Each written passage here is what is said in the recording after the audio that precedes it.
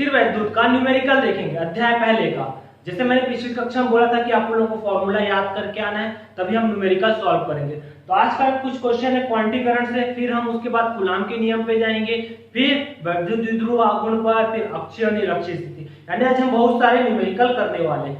तो चलिए पहले क्वेश्चन पे आते हैं। एक चालक पर 1.6 कूलाम का ऋण आवेश है। पहला क्वेश्चन, सबसे पहला काम मैं क्या बोला हूं, हमेशा क्या क्या दिया है वो लिखोगे। दिया गया है एक चालक पर 1.6 कूलाम का ऋण आवेश है, यानी आवेश का मान हम लोग को दे दिया गया है। आवेश Q बराबर कितना दिया हुआ है, 1.6 कूलाम, ये हम लोग को आवेश का मान दिया है। इस पर कितने इलेक्ट्रॉन अधिक है, यानी n निकालने की कितने इलेक्ट्रॉन अधिक है। तो फॉर्मूला है Q equal to N E. n का मान निकालना है, जहां हम लोग को E भी पता है, E यानी इलेक्ट्रॉन की संख्या, इसका मान हम लोग पढ़े 1.6 गुणित 10 की घात ऋण 19, ये पढ़े हम लोग इलेक्ट्रॉन की संख्या। तो चलिए हम लोग आते हैं n इक्वल टू क्या formula, Q equal to N E. तो हम लोग को n का मान निकालना है, तो ये क्या हो गया Q अपॉन E। तब रखे मान n इक्वल टू Q का मान है 1.6 और ये कितना है इलेक्ट्रॉन का मान 1.6 गुणित 10 की घात ऋण 19, ये और ये कट गया। तो n बराबर क्या बचा 1/10 की घात ऋण 19, ये ऊपर जाएगा तो कितना हो जाएगा 10 की घात ऋण 19, माइनस वाला ऊपर जाके प्लस घातांक के नियम से। तो ये हो गया आंसर, एक बार देख लीजिए फिर आगे चलेंगे। नेक्स्ट नंबर का प्रश्न है, किसी वस्तु पर कितना कूलाम धन आवेश है, यानी आवेश का मान तो हम लोग को दे दिया, कितना कूलाम 4.8 गुणित 10 की घात ऋण 19 कूलाम धन आवेश है। इतना कूलाम धन आवेश है, तो लिख लेते हैं 4.8 गुणित 10 की घात ऋण 19 कूलाम, ये हमको दिया गया है प्रश्न में। अब पूछ रहे हैं उस पर कितने इलेक्ट्रॉन की कमी है, इसमें अधिक था और इसमें कमी है। E का मान पता है 1.6 इंटू 10 टू द पावर -9। तो हम फॉर्मूला देखें Q बराबर एन ई, यहां से हम n का मान निकाल लिए, तो Q बटे क्या हो गया E। Q की वैल्यू रखे 4.8 इंटू 10 टू द पावर -19 बटे 1.6 गुणित 10 की घात ऋण 19। अब देखो कुछ कट रहा है, ये संख्या और ये संख्या सेम है, कट गया, बचा क्या 4.8 बटे 1.6। यदि दशमलव में जिसको दिक्कत हो रही दशमलव हटा लो, 48 बटे 16, यहां से एक दशमलव हटा तो नीचे 10, यहां से एक संख्या के बाद है तो 10, ये और ये भी कट गया, बचा क्या 48 बटे 16, 16 एकम 16 तिया 48, यानी 3 आंसर। कितने की कमी होगी, 3 की कमी होगी। ठीक है, एक बार देख लीजिए अच्छे से, कुछ नहीं करना, हम लोग को जो दिया गया प्रश्न उसको लिख लिए, इतना कूलाम आवेश है, उस पर कितने इलेक्ट्रॉन की कमी होगी, यानी n की वैल्यू फाइंड आउट करनी है। तो फॉर्मूला हम जानते हैं Q equal to N E, आवेश के क्वांटीकरण से। नेक्स्ट प्रश्न में आते हैं, इसको मैं रफ कर रहा हूं। थर्ड नंबर का प्रश्न हम लोग को क्या बोल रहा है, एक चालक पर 500 इलेक्ट्रॉन की कमी है। थर्ड नंबर के प्रश्न में क्या बोल रहा है, इलेक्ट्रॉन की कमी, इलेक्ट्रॉन की कमी किस पर, चालक पर, चालक पर n बराबर कितना दिया हुआ है 500 इलेक्ट्रॉन की कमी है। इस पर आवेश की मात्रा ज्ञात कीजिए।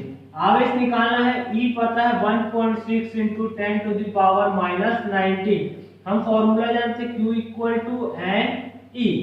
इसमें वैल्यू को हम लोग रख देते हैं। सबसे पहले n का मान रखें, n का मान कितना है 500, E का मान कितना है 1.6 गुणित 10 की घात ऋण 19। 500 को क्या लिख सकते हैं, 5 गुणित 10 की घात 2 लिख सकते हो, 1.6 गुणित 10 की घात ऋण 19। अब आगे हल किए, ये 2 इसके साथ जुड़ जाएगा घातांक के नियम से, तो Q बराबर क्या बचा 5 गुणित 1.6 10 की घात 2 माइनस 19। क्यू बराबर इन दोनों का गुणा कर लिए, 5 छक्के 30 का 0, 5 एकम 5 3, 8.0 गुणित 10 की घात ऋण 17। तो क्यू बराबर क्या हो गया 8 गुणित 10 की घात ऋण 17 कूलाम। ये इसका क्या हो गया आंसर 17। ठीक है, कुछ नहीं मात्र फॉर्मूले में रखना, कैलकुलेशन करना है। इसको एक बार देख लीजिए, फिर लास्ट क्वेश्चन देखते हैं, फिर और आगे जाएंगे। नेक्स्ट प्रश्न में आते हैं चौथे नंबर के में। क्या बोल रहे कॉपर पर कितने कूलाम आवेश है, यानी आवेश का मान निकालना है। यानी हमको दिया गया है E तो हमको पता ही है, E बराबर 1.6 इंटू 10 टू द पावर -19। अब कॉपर पर निकालना है, कॉपर पर कितना आवेश की कमी, कितना आवेश निकालना है, आवेश निकालना है, प्लस दिया हुआ है तो N बराबर कितने की कमी है 2 की कमी है, तो N बराबर कितना हो गया 2। हम फॉर्मूला जानते हैं Q बराबर NE, N का मान है 2, E का मान है 1.6 10 टू द पावर -19 गुणा किए 6 दूनी 12, 2 एकम 2 और 1 3, 3.2 गुणित 10 की घात ऋण 19 कूलाम। ये हमारा क्या हो गया आंसर। ठीक है, कुछ नहीं है, मात्र फॉर्मूले में रखना है, वैल्यू देखना है और निकालना है। E का मान हमको हमेशा पता है, तो E का मान 1.6 10 टू द पावर -19, जो दूसरा निकालना है फॉर्मूला में रखिए और वैल्यू आंसर। ये हो गया चौथा प्रश्न। अब आते हैं नेक्स्ट प्रश्न और नेक्स्ट टॉपिक पर।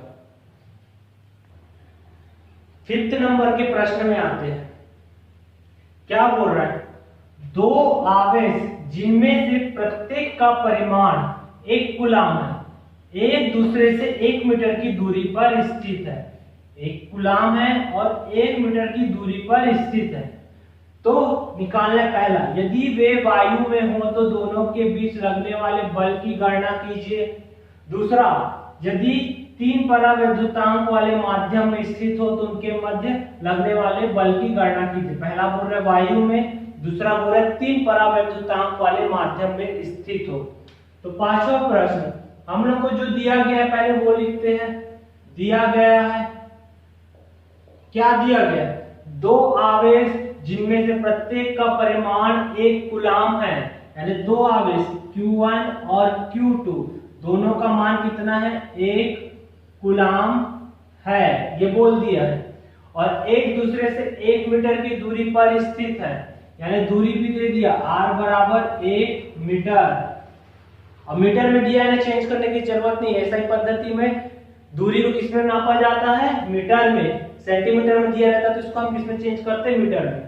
अब पहला वाला, यदि वे वायु में हो, यदि वे वायु में हो, वायु में हो तो परावैद्युतांक K का मान कितना होता है 1। तो दोनों के बीच लगने वाले बल की गणना कीजिए। बल बोला तो हम कूलाम के नियम में, कूलाम का नियम का फॉर्मूला पढ़े 1/4 पाई एप्सिलॉन 0 के Q1 Q2 अपॉन R का स्क्वायर। F K का मान 1 रख दिए तो क्या बच गया 1/4 पाई एप्सिलॉन 0। Q1 का मान कितना है 1 into 1, R स्क्वायर, R का मान कितना है 1 का वर्ग। तो F बराबर क्या बचा 1/4 पाई एप्सिलॉन 0, और 1/4 पाई एप्सिलॉन 0 का मान क्या 9 गुणित 10 की घात 9, इसका मात्रक न्यूटन। ये हो गया इसका आंसर ए वाले का, 9 गुणित 10 की घात 9 न्यूटन। मात्र फॉर्मूले में रखना है, और जो दिया हुआ है उसको हम लोग को लिख लेंगे तो फॉर्मूला में रखने में हमको आसानी होगी और हल करने में भी आसानी होगा। इसका सेकंड क्या बोल रहा है कि यदि वे 3 परावैद्युतांक वाले माध्यम में स्थित हो तो उनके मध्य लगने वाले बल की गणना कीजिए। शुरू की वैल्यू चेंज नहीं होगी, जो चीज चेंज होने के लिए बोल रहा है परावैद्युतांक का मान कितना हो बोल रहा है 3 हो बोल रहा है। तो सेकेंड कंडीशन के लिए परावैद्युतांक का मान कितना है बोल रहा है 3, यानी K का मान 3 हो तो उनके मध्य लगने वाले बल की गणना करना है। तो हम कूलाम के नियम से फॉर्मूला जानते हैं 1/4 पाई एप्सिलॉन 0 के Q1 Q2 अपॉन R का वर्ग। F equal to 1/4 pi epsilon 0 को अलग कर दिए, Q1 का मान 1 into 1, K का मान कितना 3 और 1 का वर्ग, इसका मान कितना है 9 गुणित 10 की घात 9 और ये हो गया 3 एकम 3, तो 3 तिया 9। F बराबर कितना बचा 3 गुणित 10 की घात 9 न्यूटन। ये हमारा क्या हो गया आंसर। कुछ नहीं है, मात्र कैलकुलेशन सही होना चाहिए। यदि आपका कैलकुलेशन सही है तो आंसर भी आ जाएगा। ये 5वें नंबर का क्वेश्चन सॉल्व हुआ। 6वें नंबर को एक बार पढ़ो, फिर उसके बाद हम सॉल्व करते हैं। चलिए 6 नंबर का क्वेश्चन, एक इलेक्ट्रॉन पर आवेश के कारण, एक इलेक्ट्रॉन बोल दिया गया है, क्या दे दिया है, दिया है एक इलेक्ट्रॉन, यानी इलेक्ट्रॉन की संख्या कितनी हो गई 1, ये पता चल गया। पर आवेश के कारण निर्वात में 1 मीटर की दूरी पर, आवेश के कारण निर्वात में 1 मीटर की दूरी पर विद्युत क्षेत्र की तीव्रता ज्ञात करनी है।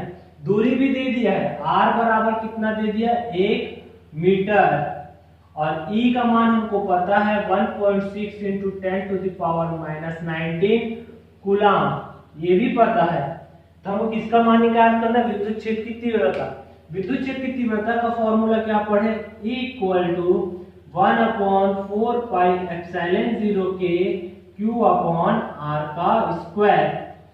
अब देखिए वैल्यू रखते हैं और किसने बोल दिया है, इलेक्ट्रॉन आवेश निर्वात में, निर्वात में यानी K के मान भी क्या हो गया है 1, तो यहाँ पर रख दिए E इक्वल टू 1/4 एप्सिलॉन 0 का मान कितना होता है 9 गुणित 10 की घात 9, K का मान हो गया 1, Q का मान तो हमको पता नहीं है लेकिन R का मान पता है 1 का 1।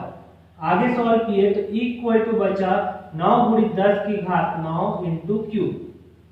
अब Q तो पता नहीं है, तो Q की जगह क्या रख सकते हैं हम, क्या पढ़े, Q इक्वल टू क्वांटीकरण से N इंटू E, तो N का मान हमारा कितना है N E, यहाँ पर रखे E इक्वल टू क्या बचा 9 गुणित 10 की घात 9, N का मान कितना है 1 और E का मान है 1.6 इंटू 10 टू द पावर -19, तो E इक्वल टू हो गया 9 गुणित 1.6, ये घातांक के नियम से जुड़ जाएगा 19 धन 9, 9 का गुणा 1.6 से कर लिए तो 9 पंच 45, 9 छक्के 54 का 4 हासिल है 5, 9 1 कम 9 5 14, 14.4, E इक्वल टू हो गया 14.4 गुणित 10 की घात ऋण 10, एक दशमलव इधर खिसका देंगे तो ये हो जाएगा E equal to 1.44 into 10 to the power -9, विद्युत क्षेत्र की तीव्रता का मात्रा न्यूटन प्रति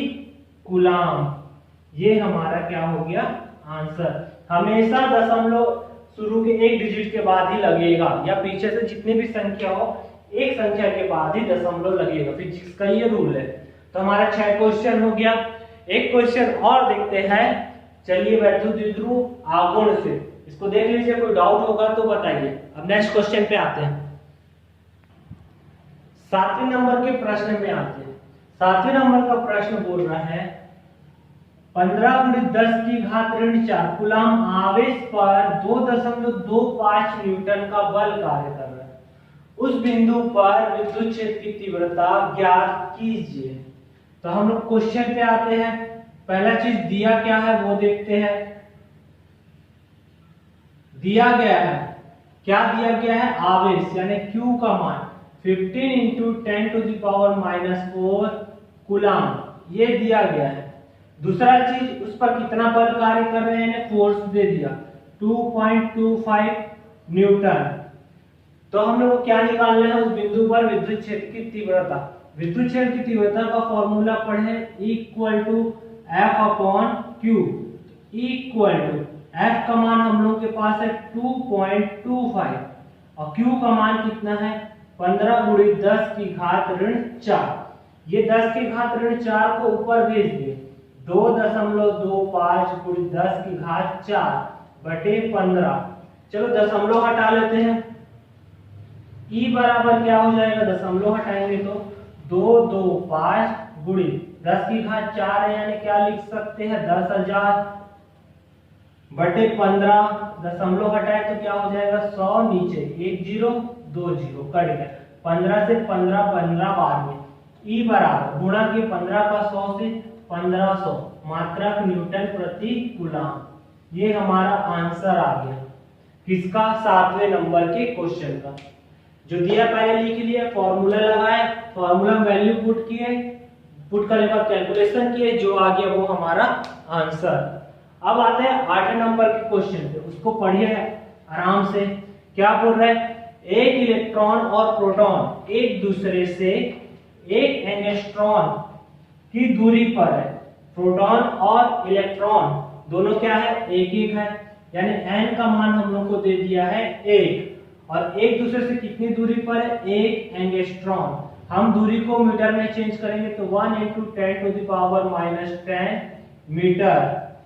और इस पर वैद्युत द्विध्रुव का द्विध्रुव आघूर्ण ज्ञात करना है। वैद्युत द्विध्रुव का द्विध्रुव आघूर्ण का सूत्र P = 2qL। अब हम लोग को तो L क्या हो गई है, लंबाई हो गई है, और Q क्या हो गया है, आवेश है ना। Q पता है ना L पता है, अब कैसे निकालेंगे ये बताइए। Q भी नहीं पता और L भी नहीं पता, लेकिन देखो क्या बोल रहा है, एक इलेक्ट्रॉन और प्रोटॉन एक दूसरे से कितने दूरी पर है, एक प्रोटॉन हो गया और एक इलेक्ट्रॉन हो गया, दोनों कितनी दूरी पर है, 1 एंगस्ट्रॉन की दूरी पर है। ठीक, यानी डिस्टेंस पता चल गया है, दूरी r बराबर, ठीक है। और r को ही हम यहाँ पर क्या, इसको क्या लेते हैं, जब दो वैद्युत द्विध्रुव आघूर्ण बनता है तो यहाँ से यहाँ तक की दूरी को क्या लेते हैं, 2l, और 2l ही हमारा क्या है, 1 एंगस्ट्रॉन हो गया है। तो यहाँ r ना लेके ये क्या हो जाएगा, 2l का मान है। अब इसको हम क्या लिख सकते हैं, P बराबर Q × 2l लिख सकते हैं, 2l का मान पता है इतना। अब बच गया Q एक महान आदमी आ गया, तो Q का फॉर्मूला क्या जानते हैं, Ne।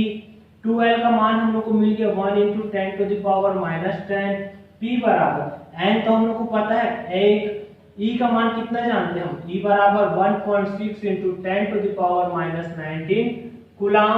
इसको यहाँ पर रख दिए 1 × 1.6 × 10⁻⁻19 × 1 × 10⁻10।